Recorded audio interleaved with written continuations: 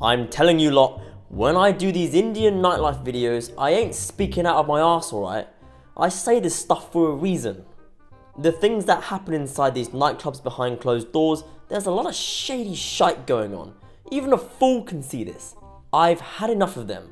I've had enough of how they're being run, I've had enough of their bullshit prices, and I've had enough of them invading Walking Street, acting like they own the place and can do whatever the f they want. So obviously something has triggered me to make this video, and if anyone isn't up to date with the news in Pattaya, please allow me to explain. Very recently, Boss Nightclub made the headlines for some serious tomfoolery charges. Almost every news outlet is reporting on this right now because it's really shocking what happened. According to the Khaosod news outlet, the police raided Boss Nightclub and found that 9 people had tested positive for drugs. As well as that, over 40 foreign workers were working without proper permits or holding fraudulent documentation. But the worst bit was when 2 security guards, presumably Indian, dragged a customer away, which then followed on with an Indian manager holding him at gunpoint because of a bill that he didn't pay. The kicker is that the victim is a regular VIP customer at many of the nightclubs and that he always pays his bills. This occurred very recently, and I coincidentally was in another nightclub at the time, just a few clicks away, filming for my next video in the series. But I have to hold off on its release because I had to create this video about this madness that just happened. I am both shocked and not shocked at the same time. Shocked in the sense that someone was held at gunpoint, but not shocked because I knew that eventually down the line, some bullshit was going to happen in one of these Indian nightclubs.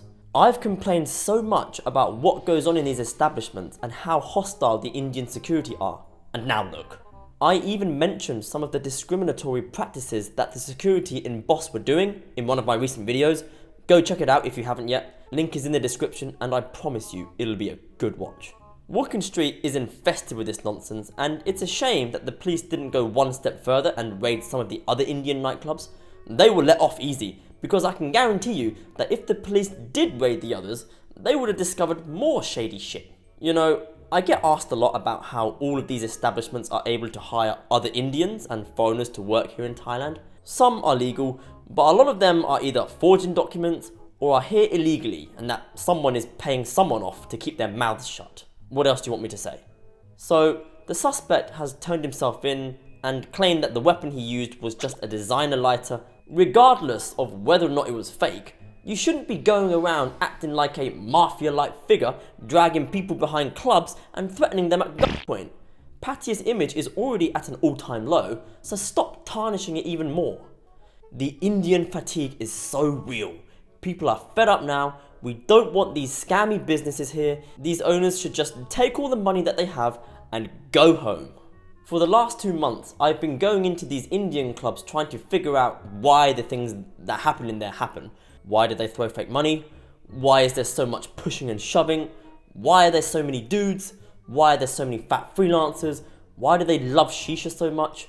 Why is everything so absurdly expensive? And why are the Thai security constantly hovering around the Indians? A wise person once said to me, if I want to understand why this occurs, I need to go to the source. वहाँ number थोड़ी लगाना पड़ता है, ये तो समुद्र का किनारा खुला हुआ, आते हैं lungi. Do I really have to go to India and put myself in these uncomfortable situations to truly understand these habits? What do you guys think? Should I do it? Should I go to New Delhi? Should I go to Mumbai? Should I go to these Goa nightclubs? Should I go to these cop-fested trains and report back to you? Oh, please don't give me 1,000 likes. Moving on, I need to fill you in on a more pressing issue that I have discovered. A couple of years ago, Ras nightclub had shut down and it is now replaced with an establishment called Sun's Club. Now, you may think that the land has been bought out by different owners, but no. According to a user on Reddit, it is the new version of the former Indian club Ras. The ownership remains the same, but they've partnered with a firm from Hong Kong in an attempt to attract a more diverse customer base. Or in other words, they want more international customers, because they presumably think that they will pay more. With these Indian business owners, there's always a pattern to how they do things, and if you carefully look, you will begin to notice. For example, here is an image of a fake note that I took in Leela Club recently.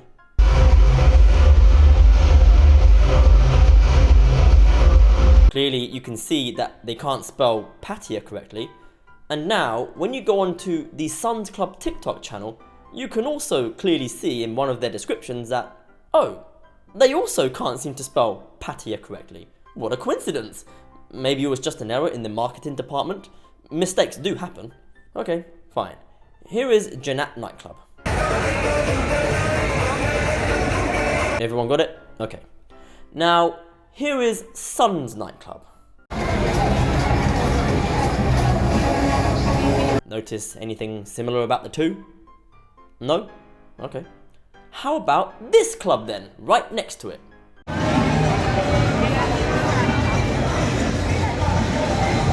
Like seriously, if the Indian owners are attempting to keep a low profile, they suck at it. There's no originality, and if my memory serves me correctly, the Birds used to be here, and now it appears to have also been rebranded to try and, again, attract a more diverse customer base. I don't know when this mafia club opened, but it's gonna go under, just like the Birds did. I have also preached on my channel about how a good nightclub needs to attract diversity, but you don't do it like this. Do you realise how expensive the Chinese and Korean clubs here already are? Some of them already demand an entry fee and have been busted for drugs. It is not a good match. It is literally the beginning of the end for Walking Street. We cannot have Pattaya's most iconic tourist attraction riddled with just Indian and Chinese clubs. It would be a total disaster. I see businesses shutting down left, right and centre, and they don't rebrand into anything else. They cut their losses and find business endeavours elsewhere. But these Indian owners seem to have all the f***ing money in the world. Why can't they just take the L, lease the land, go home and give someone else a chance? Honestly, the future here looks so bleak. So, there were 10 Indian clubs. Now, for the time being, it's down to 9. And once I did read the news about Boss Club, I was thinking about whether it would be permanently closed. And based on my knowledge of how the scummery here works, it ain't happening. In the near future, possibly just before the high season, Boss Club will reopen. We've already seen Club Panda getting busted for drugs, and they are still open. Some deal is going to be made with the Pattaya officials, and it will happen because of money and greed. It could simply be a normal reopening, or Boss Club being forced to rebrand. The owner has probably already started looking into all the synonyms of the word Boss Club and replacing it. You know what? Let's have a look ourselves. Head Club, Chief Club, Honcho Club. Oh, here's one. Big Cheese. Yeah, that would make for an epic club name on Walking Street. The letter B has already been sorted. Yeah, it has a good ring to it. Big Cheese Club.